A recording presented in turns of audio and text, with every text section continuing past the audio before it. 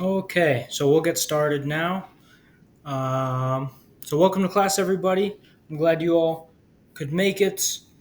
So, we are still progressing through the class. Time's going by fast, though. So, if I show which I haven't done this in a few weeks, if I show our textbook or you have your textbook with you and you go all the way up to the chapters section, you can already see that we have gotten through chapter 1, chapter 2, chapter 3, and now today. And this entire week, we'll be focusing on the judicial branch. Okay. So some of these lessons are a little bit short. This one will be probably the shortest that we've done so far. But the reason why is I find that makes it easier to understand instead of just giving a bunch of information to you all in one class period. All right. So we'll be talking about the judicial branch, which is the last branch of government um, that we haven't discussed so far. Okay. And then, of course, we will review really quickly our last class. Okay. So we'll go to the Unit 3, Lesson 2 presentation. And if you remember this, hopefully some of you might have studied this. Oh, I don't think I've put this on the Google Classroom yet, which I should make a note to do. Um, but hopefully, some of you went more in depth, did some research on this topic to better understand it. Right. And so we talked about all last week, Tuesday and Thursday, the executive branch. All right. But on Thursday specifically, we talked about elections and powers of the executive branch, right? So, well, I'll just put this in slideshow mode. This was from last Thursday, so if you weren't in class that day, then um, you should be. I'll upload these slides and also the video is on YouTube, but not in the Google Classroom yet. So um, I'll upload that. But these were our objectives from our Thursday's class. One of the bigger ones was understanding how the president is elected, right? Very confusing process. We learned about political parties and the military, and we had our vocabulary words as well. So, election, commander in chief, political party, Democrats, Republican, succession, and then we went into all this. So, any questions about the vocabulary from last Thursday? I'll go through the slides once again. Okay, so it seems like not, which is good. I mean, it shows we're reviewing what we learned before, right? And so we went to this, probably one of the most confusing parts of the lesson on Thursday, right? So we elect a president not by whoever gets the most votes, right? Most individual votes per person, but rather who gets the most electoral votes, right? Which is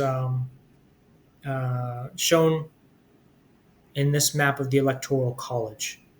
Okay, and you can see every state kind of has its own points. Right? Does anyone remember how a state gets its points in the Electoral College? What's that math equation? What do you add together?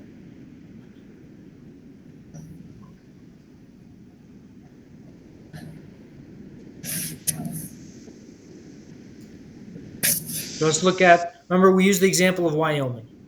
Right? Why does Wyoming have 3 electoral votes or points in the Electoral College? Why do they have 3? For the population. For population, right? Yeah, and that's for part of it. Half of it is population, right? So the reason why Wyoming has 3 electoral votes, okay, is because you add together the amount of representatives they have in the House of Representatives, and you add that with the number of senators they have in the Senate, right? So every state has 2 senators, right? So no state can have only 1 electoral vote. It's impossible because every state has 2 senators. And Wyoming has how many representatives in the House of Representatives? 3. Not three. Not three. That's how many electoral votes they have for president in the Electoral College. How many representatives do they have? One. Yeah, one. One, right? So I know it's a lot of numbers, a lot of confusing things to remember, right? But there is the legislative branch, which has the House of Representatives, which is based on population. There's the Senate, where um, every state has two senators. And when we vote for president, we have the Electoral College, okay, which is how we elect a president. Okay, so Wyoming has one representative and two senators. 1 plus 2 equals 3. So they have 3 electoral votes, electoral college votes, right? So California has 52 representatives in the House of Representatives. They have 2 senators. Altogether, they have 54 electoral votes, okay? And once again, so just kind of a refresher on how we actually elect a president is that each person in every state will vote, right? So let's say for Utah, for Utah, in the last presidential election, it was Donald Trump, the Republican, against Kamala Harris, the Democrat. And so what happened was that the majority of people in Utah voted for Donald Trump. So then Donald Trump got 6 points, right? Because he won Utah's points. So he got 6, okay? And now as a presidential candidate, they want to get as many of these points as possible. Okay, California and Texas, also Florida, New York being some of the most important, because look, they have 54 compared to just us in Utah that have 6, right? So really, they are trying to get to 270 electoral votes, right? Because that is a majority of the 538 total. Okay, and why are there 538 total electoral votes? Think about how each state gets its electoral votes. Why are there 538?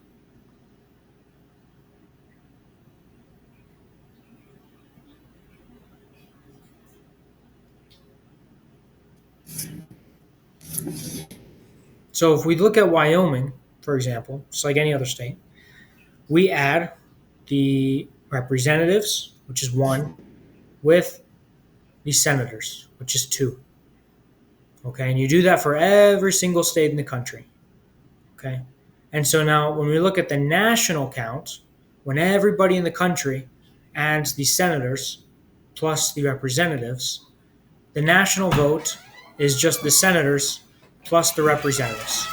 Okay, so you have 100 senators across the entire country, plus how many representatives are there in the entire country? 538. Not 538. That's how many electoral votes there are. All right, so this is just the Electoral College we're talking about. This is 435.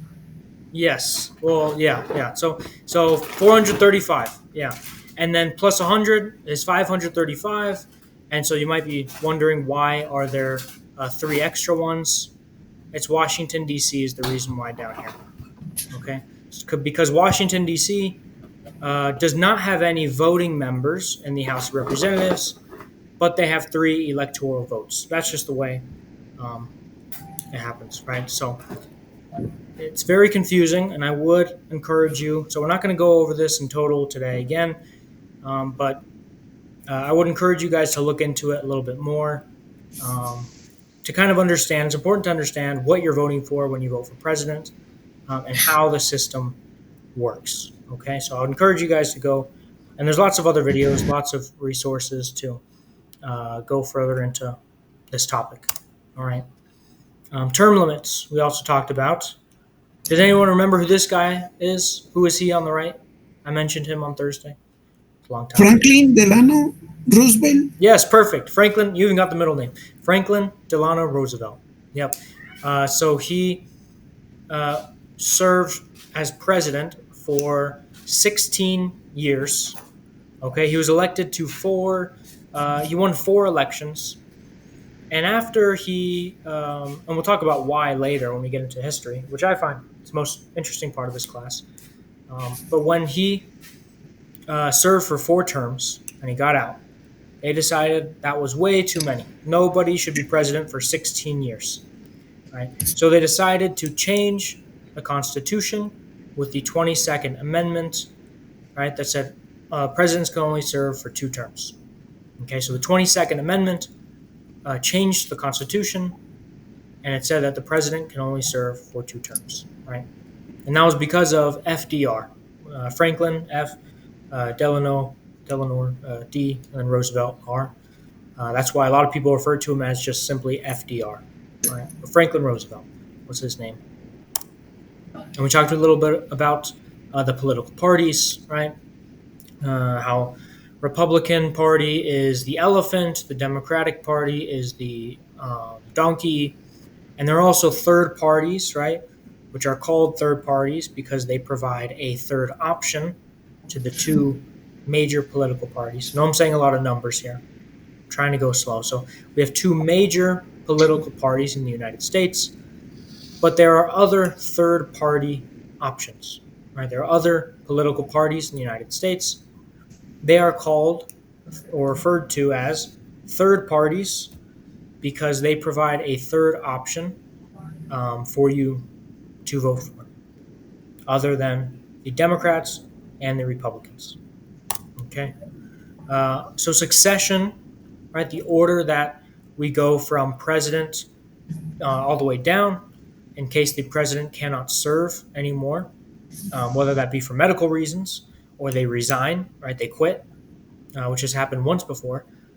So the vice president at that point would become the president, and then it would go to the Speaker of the House if the vice president can no longer serve. Yeah, do you have a question, Silvana? Yeah, it was about the last slide that you said that we have the Democratic and Republican parties and also a third party. So if they ask how many political parties we have, how many they are, 2 or 3? Well, so they won't ask you. So none of the 100 questions. That's a good question, though. None of the 100 questions will ask you how many political parties there are, because there are hundreds of different ones. Okay. But what they will ask you what are the 2 main political parties. Right? Oh, okay. So they will already say the number. So they will just ask what are the 2 main political parties in the United States, and then you could say, I believe they ask you to name only one political party, and then you choose Democratic or Republican, right? So. Yeah. Okay, thank you. Yep. Okay, so going back to this one, just real quick, does anyone know the name of either the vice president or the Speaker of the House? What are their names? J.D. Vance. And which one is he? The vice president. Perfect. And what about the guy on the right? Mike Johnson. Perfect, Mike Johnson. Speaking of the House, yeah. Yeah, so the guy on the left is the vice president, current vice president of the United States. His name is J.D. Vance. And then on the right is the Speaker of the House, and his name is Mike Johnson. Right. A way you can remember his name on the left is, so the vice president oftentimes is not called the vice president because that's too wordy. So a lot of the times people will call the vice president the VP for short, right? So the VP is JD. That's a way you can remember it to make it a little bit easier. So the VP is JD Vance. All right. All right. And then we have the civics questions, which we'll do these real quick before we get into our actual lesson for the day. All right. So in what month do we vote for president? November. Perfect. November. Who is the commander-in-chief of the military? The president. Perfect. The president. What are the 2 political parties in the United States? Democratic and Republican. Perfect. So Democratic and Republican. And well, actually, going back to this one, yeah. So those are the exact words that they will use on the exam. So what are the two political parties in the U.S.? And I was wrong. You'd have to know both of them. All right. So make sure you know both political parties.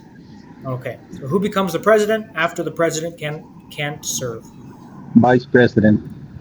Vice president. Also, current vice president is J.D. Vance. All right. So those are the questions and a brief overview of what we talked about last Thursday. And then we will go into our lesson today.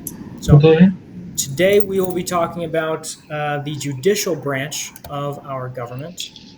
I'm going to put this into view. Okay, so we will have the judicial branch. Oh, go all the way down. Spoiling it.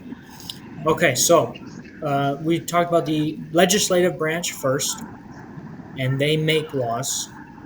The executive branch enforces laws. And what does the judicial branch do? What is their main job? The one that you basically need to know. What was the question? So, what is the job, or what does the judicial branch do? In 2 words, what do they do? Reviews law. Yeah.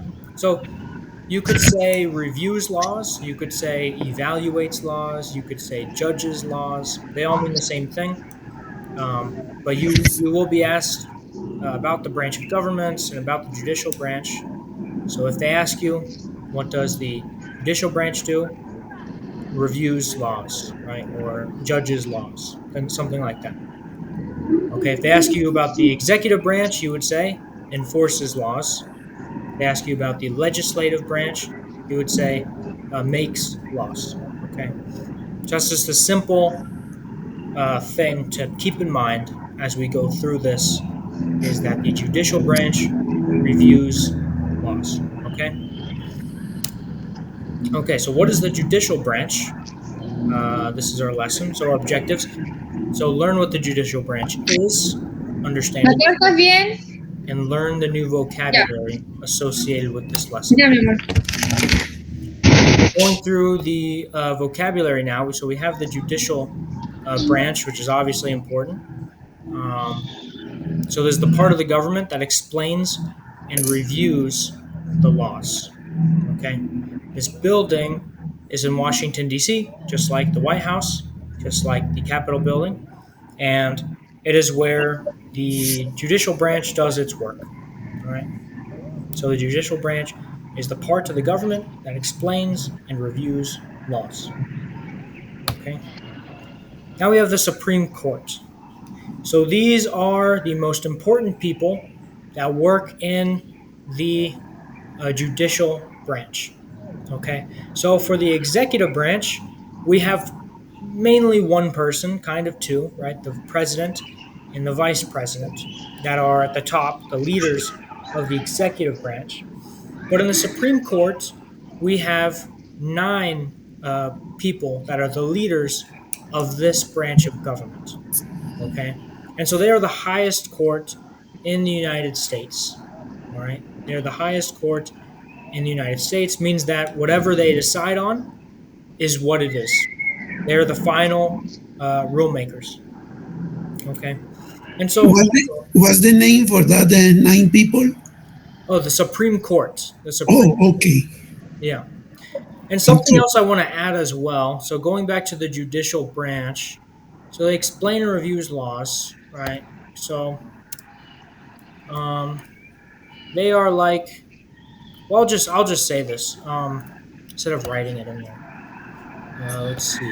Go back to slideshow. Okay, so for the judicial branch, something that usually helps people understand this concept a little bit more is that to understand the judicial branch, you have to think of them like referees. And I mentioned this in the first week of our class, right? But you should think of them like referees. And like the government is the sport, right? Making laws, enforcing laws. It's like a sport, okay? And the judicial branch is the referee, okay?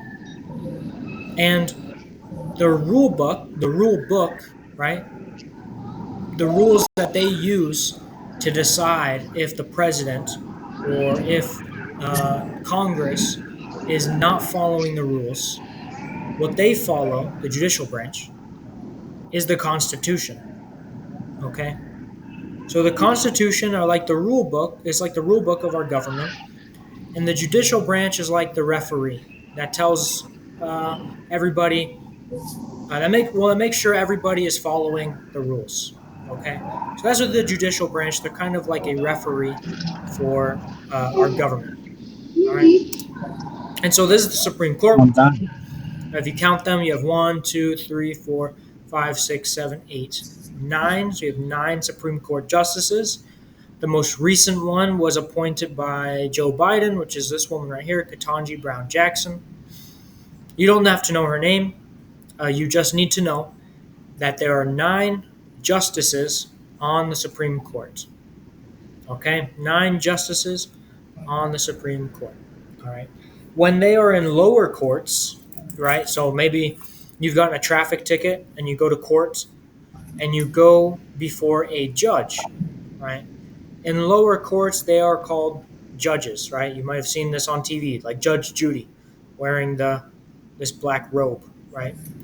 But when they get to this level, when they get to this job as the leaders of the judicial branch of the United States, they're called something different. So instead of judges, they are called justices. All right. So there are 9 Supreme Court justices on the Supreme Court. Okay, and then there's federal courts. Okay, and these are all across the country. And this one right here is in Salt Lake City. So this is the federal court that has jurisdiction over Utah. Okay, so federal courts are still a part of the judicial branch, right? Because they review laws, right?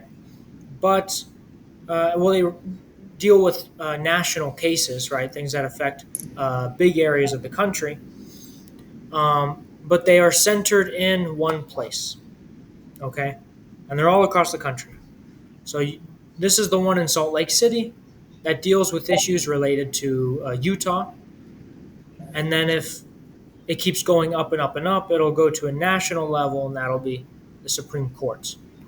In this building, that is in Washington, D.C., okay?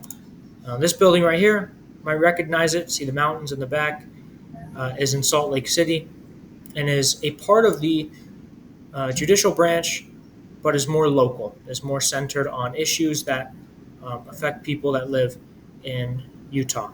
Okay, so this isn't just something that happens in Washington, D.C. Okay, so once again, what is the judicial branch? Trying to drill it into your heads. It is one of the 3 branches of the United States government. It interprets or reviews or judges the law, right? And I think on this slide, I'll actually add that point.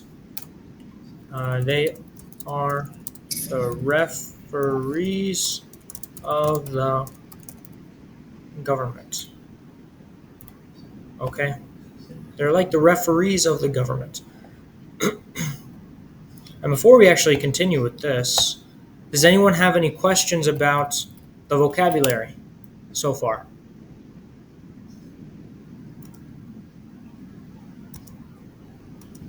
Okay. Nope. Nobody? Okay. So they are the referees of the government, except instead of wearing, the white and black jerseys, they wear black robes, right? So they're referees of the government. Okay, and what do? And once again, we're kind of saying it again. So it reviews laws to make sure they follow the Constitution. Okay?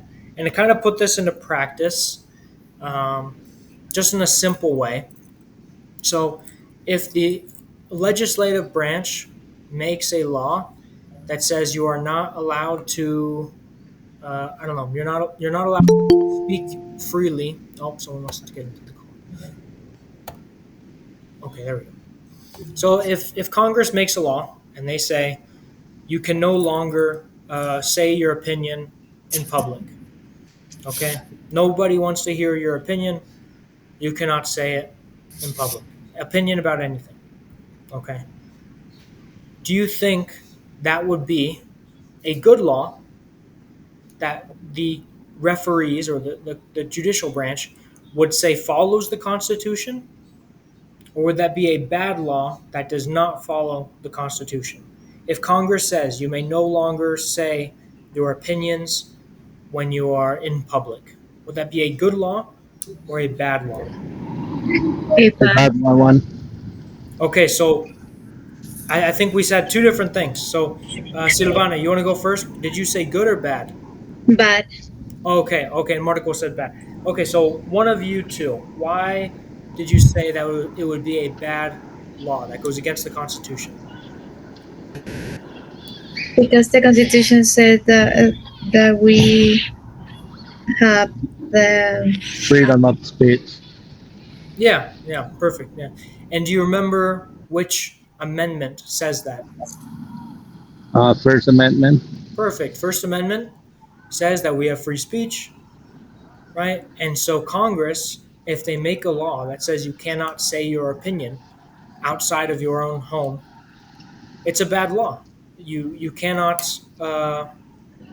They cannot make a law that says that because it goes against our rules, right? Which are the Constitution. So literally, what you just did is exactly something that a Supreme Court justice would do when they are at work.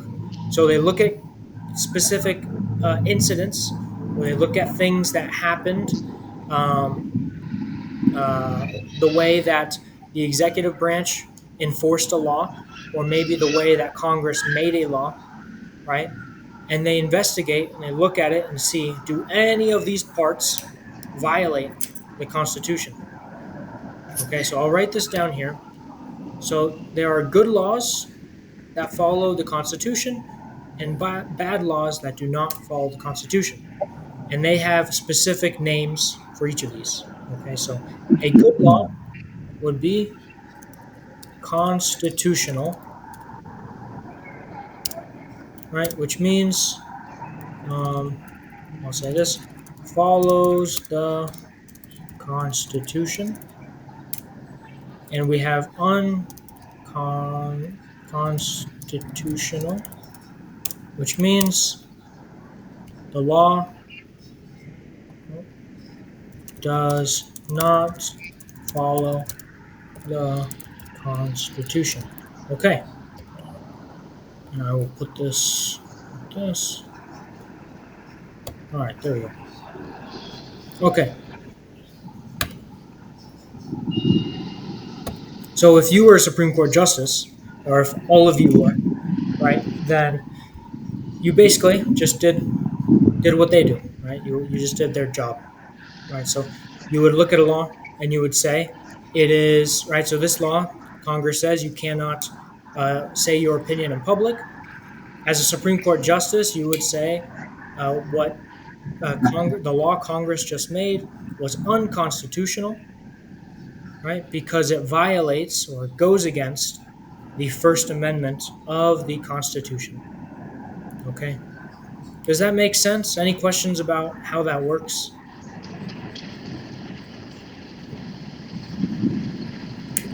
Okay. Nice. Pretty straightforward when you think of it like they're just referees trying to make sure everybody follows the rules, right? Okay, so why is this important? Okay. It's important that we have people as referees or an institution, a branch of government, I should say, because it ensures the government follows the Constitution, which is the highest law in the land, right? So if we have a Constitution and we have, the Congress follows it sometimes, the president follows it sometimes, but then other times they don't really want to do it anymore. It goes against what they want to do. Then what's the point of the Constitution, right? So the judicial branch, the purpose is to make sure that nobody goes against the Constitution and that it is followed. If the judicial branch did not exist, then there would be no point in having a Constitution. It would just be words. It wouldn't mean anything, right? And another point Also, why we have the judicial branch and why they can make these decisions, right? The reason they can make these decisions is to make sure that no one branch becomes too powerful. And what's that called? When one branch of government can become too powerful. The balance. Separations of power. Yeah, either one of them would be correct. So separation of powers and balance of powers, same thing. Same thing. Another term you could use would be checks and balances. Checks and balances. Yeah, Yeah. that's what I had. And they all mean the same thing. They're all correct. All right. But yeah, that's why we have the judicial branch to be the referees for everybody else. Okay. And now we get into how are judges chosen. And it's basically the same way of how cabinet members are chosen, right, to the executive branch. Same kind of thing, right? So you have the president who nominates them. Now they become a nominee. And then the Senate, they do this little setup where they have the Senate members in the back, and they ask their questions to the nominee. And, they ask them about different issues, what they believe in, a variety of different things. And if they decide that this person is someone that they want to be serving on the Supreme Court, then they would confirm them, right? They would vote, and a majority of the senators would vote yes.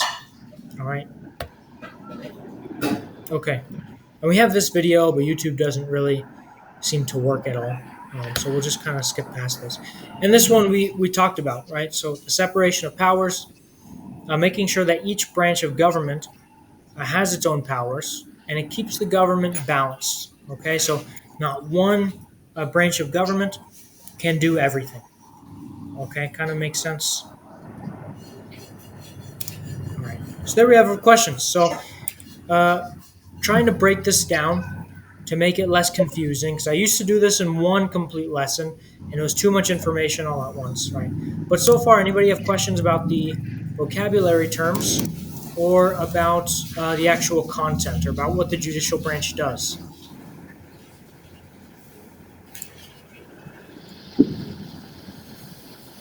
Nothing so far? It also helps that we already talked about how cabinet members are chosen, right? And it's the exact same way as a cabinet member, right? You have the nominees, and then they are confirmed by the Senate, right? Only the president? Yes, so only the president can nominate someone to be the Supreme Court justice, right? Only the president. Yeah, so that's why it really is important, right? Who the president is based on who they nominate and things like that, right? Another point, real quick, before we go to the questions, I want to make about the Supreme Court justices is that all of them, right? So the president serves for 4 years, the House of Representatives serves for 2 years, and a senator serves for 6 years, right? But a Supreme Court justice, once they are nominated and once they are confirmed, they will serve on the Supreme Court until they either die or they quit. So they will serve. Some of them have been serving for, 50 years, right? I think the oldest one might be, I think it's Clarence Thomas, this guy right here. I believe he's been serving since the 1980s, 40 years. So, yeah. Yes, you have a question? Yes, so does it only applies to the 9 justices Oh, for how long they serve? yes. Generally, I'm pretty sure it does apply to only, I'm pretty sure it only applies to the Supreme Court justices. Okay, thank you. But that doesn't necessarily mean that there's a set number for other federal judges. I think it depends on the state in terms of what their laws are for term limits on judges. Right? But just for the Supreme Court justices, it would be lifetime appointment. So until they either die or they quit. But for the federal courts down here, it would depend on the individual state what they want to, what their laws are. In each state. Okay. Okay. Any other questions actually before we do this? Before we do the question.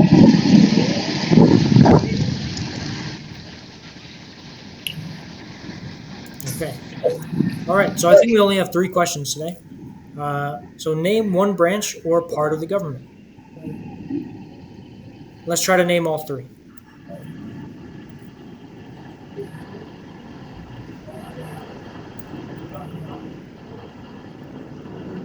What is one branch? What was that? Judicial, executive, or Legislative. oh yeah. Yeah. So for now we have judicial, but that's the one we talked about today. But yeah, there would be the executive, the judicial, and the legislative, right? Which is the official term for Congress. Okay. All right. What stops one branch of government from becoming too powerful? Separate Check. powers. Yeah. So separation of powers. Silvana said. And Marco, what were you going to say? The one I've been learning, that check balances. Yeah, checks and balances or separation of powers. Yeah. So it could be either one. You could. I don't know. That's the one that gives me on the audiobook that I've been listening to. Oh, okay. Okay. Yeah. But it's all correct. I should probably include that one as well. Separation of powers / checks. I spelled that. Checks and balances.